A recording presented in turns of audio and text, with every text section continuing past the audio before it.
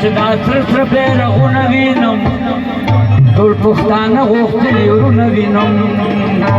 دا دوزخ کې نه ودرېږي زما هغه باندې یادېږي زما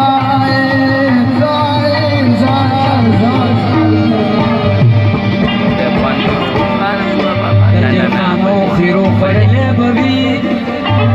سپینه ږیره کړېدلې به وي افسوس افسوس ستا په غیرت پښتونه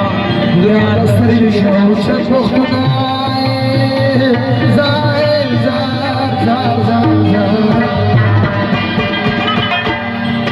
کله تور سره ماشومان دې وژني کله په جیل کې سرداران دې وژني کله پټکې تړې چې نرې مزه خبرې مای